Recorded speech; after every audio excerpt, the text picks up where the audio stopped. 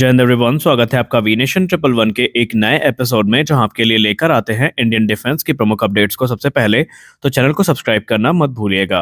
आज की अपनी अपडेट की हम शुरुआत करने वाले हैं मुख्यतः SU-57 फेलन और parliamentary standing committee on defence की एक रिपोर्ट से। दोस्तों, आप सब ने पिछले एक हफ्ते से लगातार SU-57 फेलन को लेकर अलग अलग रिपोर्ट सुनी, फिर चाहे वो डिफेंस एनालिस्ट के बयान हो या फिर रशिया का ऑफर हो या फिर स्पुतनिक इंडिया की रिपोर्ट हो।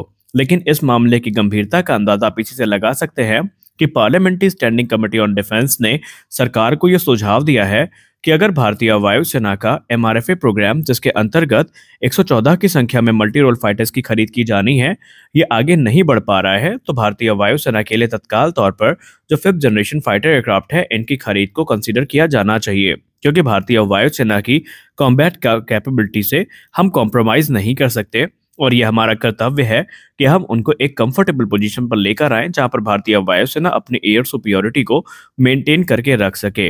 दरअसल आपको बता दें कि भारत का डिफेंस प्रोक्योरमेंट प्रोग्राम जो है वो ऑलरेडी दो बड़े झटके खा चुका है। पहला तो ये था कि 2022 तक MRFA को क्लियर हो जाना था, लेकिन आज भी 114 फाइटर एयरक्राफ्ट की खरीद की जहां तक बात रही, तो इसमें कोई हरकत हमें बड़ी देखने को नहीं मिली है। ना ही अभी तक इसको एक्सेप्टेंस ऑफ नेसेसिटी प्रदान करी गई है और ना ही अभी तक रिक्वेस्ट फॉर प्रपोजल आया है। और अगर हम रक्षा मामले के जानकार लोगों की बात करें तो उनका ये मानना है कि अब अगर हम चाहे जितनी भी जल्दी कर लें, ये डील 2026 के पहले फाइनलाइज होती नजर नहीं आती है। अगर सब कुछ सही चला और सब कुछ शेड्यूल के हिसाब से चला, तब भी ये एयरक्राफ्ट हमें 2030 के पहले भारतीय वायुसेना को ज्वाइन करते नजर नहीं आते हैं। दरअसल अभी इसको लेकर कोई आधिकारिक बयान तो नहीं आया है कि इसमें डिले के कारण क्या हैं, लेकिन कुछ फैक्टर्स हैं जिनको एक प्रमुख कारण माना जा रहा है, जिसके चलते MRFA प्रोग्राम अभी तक आगे नहीं बढ़ पाया है। इन फैक्टर्स में सबसे बड़ा फैक्टर है भारत का make in India initiative. Bharat चाहता है कि MRFA के अंतर्गत जो फाइटर एयरक्राफ्ट सेलेक्ट किए जाएंगे, उनका निर्माण भारत में किया जाएगा और जो सप्लाई चेन है उसमें से एक बड़ा हिस्सा भारत में स्टैब्लिश होगा। यानी कि बहुत सारे जो क्रिटिकल पार्ट्स हैं वो फ्रांस से असेंबल नहीं होंगे या फ्रांस से इंपोर्ट करके असेंबल नहीं किए जाएंगे, बल्कि इंडियन इंडस्ट्रीज को मौका मिलना चाहिए कि वो राफेल के पार्ट्स और कंपोनेंट्स का निर्माण करे, ताकि आने वाले भविष्य में किसी प्रकार का जो इशू है स्पेयर पार्ट्स की अवेलेबिलिटी को लेकर वो हमें देखने को ना मिले। और ये चीज़ भारत के हित में तो काफ़ी अच्छी बात है, लेकिन इससे जो बहुत सारे कंटेंडर्स हैं ये कंफर्टेबल पोजीशन पे नहीं है, या यूँ कह ले वो इससे सहमत नहीं है। उनका मानना है कि इससे प्रोग्राम की कॉस्ट काफ़ी बढ़ेगी और टाइम कंज्यूमिंग प्रोसेस होने वाला है, और कुछ जो एयरक्राफ्ट मैन्युफैक्चरर है वो अपने टेक्नोलॉजी को ट्रांसफ़र करने में कंफर्टेबल नहीं है। हालांकि डसाल्ट एविएशन ने सीधे तौर पर तो ये बात नहीं कही है, लेकिन उन्होंने जो है इनडायरेक्टली इस चीज़ को चेताया है भारत की सरकार को कि कुछ ऐसे पार्ट्स और कंपोनेंट्स हैं जिसकी टेक्नोलॉजी वो ट्रांसफ़र करना नहीं चाहते हैं, और वो चाहते हैं कि उन पार्ट्स को सीधा असेंबल किया जाए भारत में। अब अगर हम डसाल्ट एविएशन की भारत में उपस्थिति की बात करें तो नोएडा में ऑलरेडी इनकी जो एक MRO फैसिलिटी है वो इस्टेब्लिश की जा रही है, और इसके अलावा जो हैदराबाद की सैफरान की फैसिलिटी है वो भी बन के तैयार है। और उनका तो कहना ये है कि अगर उचित संख्या में ये एयरक्राफ्ट ऑर्डर किए गए तो वो पूरी की पूरी सप्लाई चेन नहीं, प्रोडक्शन लाइन को भारत में शिफ्ट कर सकते हैं। और अगर ऐसा हुआ तो भारतीय वायुसेना की जो रिक्वायरमेंट है वो पूरी हो सकती है। लेकिन फिर भी एक रिपोर्ट ये भी कहती है कि अगर ये सप्लाई चेन भारत में आ भी गई और ये प्रोडक्शन लाइन भी भारत में खुल गई, तब भी 12 एयरक्राफ्ट प्रति वर्ष की दर से ज़्यादा यहाँ पर फिलहाल तो नहीं बनाए जा सकते। और अगर ऐसा हुआ तो एक लंबा समय इनकी डिलीवरी में ही लगने वाला है। भारतीय वायुसेना के पूर्व एयर मार्शल और पूर्व अधिकारियों का भी यही कहना है कि हमें जनरल विपिन रावत सर के द्वारा सुझाए गए रास्ते पर चलना चाहिए। जो रास्ता उन्होंने हमें सजेस्ट किया था वही बेस्ट था। अगर हम उस समय ये बात मान लेते तो आज हमारे पास कम से कम 60 से 90 फाइटर एयरक्राफ्ट होते, वो भी ऑपरेशनल। आपको बता दें कि जब 36 राफेल फाइटर्स की डील साइन हुई थी तो भारतीय वायुसेना इनसे काफ़ी संतुष्ट थी, और भारतीय वायुसेना ने इसमें इंडिया स्पेसिफिक एनहांसमेंट्स भी कराई थी। उस समय भारत में हमारे उस तत्कालीन जो chief of defence staff general Vipin Rawat sir थे, उन्होंने डिलीवरी के बाद राफेल की यही बात कही थी कि अब आप 114 फाइटर एयरक्राफ्ट की सीधी खरीद की तरफ मत देखिए, क्योंकि ये एक लंबा और लेंदी प्रोसेस होगा जो कि सीधे तौर पर भारत जल्दी फाइनलाइज नहीं कर पाएगा। उन्होंने कई साल पहले ही ये बात बोल दी थी कि इसमें जो बजटरी कंस्ट्रेन है वो हमें देखने को मिलेंगे, क्योंकि हमें यहाँ पर बिलियंस ऑफ डॉलर खर्च करने पड़ेंगे इनके इंफ्रास्ट्रक्चर से लेकर के इनके दूसरे जो साजो सामान है उसकी पूर्ति के लिए।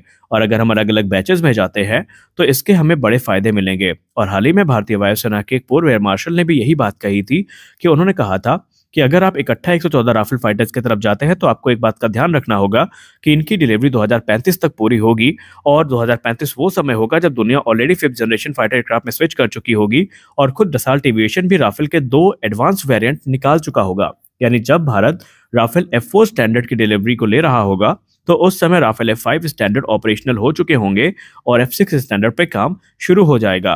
तो यहाँ पर अब आप खुद सोचिए कि भारत को 114 फाइटर इकट्ठा लेने चाहिए या फिर अलग अलग बैचेस में। लेकिन दुर्भाग्य ये है कि ना तो हम इकट्ठा फाइटर्स की डील को फाइनलाइज कर पा रहे हैं और ना ही हम अलग अलग बैचेस में राफेल को खरीद पा रहे हैं। और इस पे चिंता भारतीय वायुसेना के अधिकारियों के अलावा जो रक्षा विशेषज्ञ हैं उन्होंने भी जताई है। खैर, अब आ जाते हैं वापस रिपोर्ट में parliamentary standing committee on defence की। Parliamentary standing committee on defence ने यह स्पष्ट कर दिया है कि इस समय जिस प्रकार के हालात चल रहे हैं, जैसा चाइना पाकिस्तान को अपना FGFA सप्लाई करने के लिए तैयार है और पाकिस्तान क्लेम करता है कि उनके पायलट्स ऑलरेडी वहां पर ट्रेनिंग प्राप्त कर रहे हैं और 2027 से 28 तक उन्हें 5th जनरेशन फाइटर एयरक्राफ्ट का एक्सेस मिल जाएगा। लेकिन भारतीय वायुसेना एकदम इसके उलट रहेगी। भारतीय वायुसेना अपने तेजस मार्क 1A की डिलीवरी को प्राप्त कर रही होगी तो वहीं पुराने एयरक्राफ्ट को रिटायर करने की नौबत आ चुकी होगी।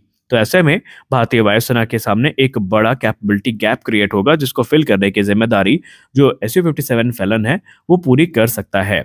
एक और चीज जो आपको पता होनी चाहिए कि हमारे सीनियर डिफेंस एनालिस्ट ये भी मानते हैं कि पहले हमें सारे जो अभी फैक्टर्स हैं उनको कैलकुलेट करना चाहिए, हमें पैनिक बाइंग नहीं करनी चाहिए। पैनिक बाइंग से यहाँ पर सेंस ये है कि हमें इकट्ठा बड़ी संख्या में जो Su-57 फैलन है उनके तरफ नहीं भागना चाहिए, बल्कि वो इसे एक आंतरिक समाधान के तौर पर देख रहे हैं। उन्होंने कहा कि जब तक हमारा एमका बन के तैयार नहीं हो जाता, जाहिर सी बात है हमें फाइटर्स की जरूरत पड़ने वाली है। तो जैसे भारतीय नौसेना एक लिमिटेड नंबर में राफेल M को ले रही है, उसी प्रकार भारतीय वायुसेना भी FGFA में Su-57 को कंसीडर कर सकती है। अब अगर हम ऑप्शन की बात करें तो भारत के सामने कोई बहुत ज्यादा ऑप्शंस भी नहीं है कि भारत चूज करे। हमारे पास 2 ही FGFA का ऑप्शंस हैं। पहला है F-35 लाइटनिंग 2, दूसरा है Su-57 फैलन। अब अगर हम F-35 की बात करें तो टू बी वेरी फ्रैंक अभी तक भारत को ये ऑफर नहीं हुए हैं। हाँ, अमेरिकी संसद में इसको लेकर कई बार बात हुई है और भारत इकलौता क्वाड मेंबर है जो F-35 को ऑपरेट नहीं करता। लेकिन निकट भविष्य में फिलहाल तो अमेरिका की तरफ से ऐसा कोई भी ऑफर आता दिखाई नहीं पड़ रहा है। अमेरिका F-21 की तरफ इंसिस्ट कर रहा है और आपको बता दें अमेरिकी इतिहास रहा है कि अमेरिका सीधे अपने FGFA को जो है जल्दी सप्लाई करने में कंफर्टेबल नहीं होता। वो देश जो इसको ऑपरेट करते हैं उनमें से अधिकतर देश ऐसे हैं जो पहले F-16 या दूसरे फाइटर्स को ऑपरेट कर चुके हैं। तो अमेरिका अगर इसको सप्लाई करता भी है तो अमेरिका के साथ बहुत सारी जो पाबंदियां हैं वो भी भारत को मिलेंगी, जैसे भारत अपने मन मुताबिक कस्टमाइजेशन नहीं कर पाएगा। इंडियन मेड वेपन सिस्टम के इंटीग्रेशन पे भी सवाल है अभी। लेकिन इसके उलट अगर भारत Su-57 फैलन की तरफ जाता है तो यहाँ पर रशिया ने स्पष्ट कर दिया है कि वो इंडिया स्पेसिफिक एनहांसमेंट करने के लिए तैयार है। जो इंडियन मेड वेपन सिस्टम है, जैसे सुखोई 30 MKI में इनकॉर्पोरेट किए गए हैं, वैसे ही Su-57 फैलन में किए जा सकते हैं। तो देखते हैं कि अब सरकार इस पे क्या कदम उठाती है। क्या वाकई हम एमका का वेट करेंगे या MRFA को फाइनलाइज करेंगे? अब ये आप बताइए, आप क्या सोचते हैं इसको लेकर? भारतीय वायुसेना को क्या MRFA को करना चाहिए तुरंत या फिर हमें लिमिटेड नंबर में FGFA लेने चाहिए? आप अपनी राय कमेंट सेक्शन में जरूर दीजिए।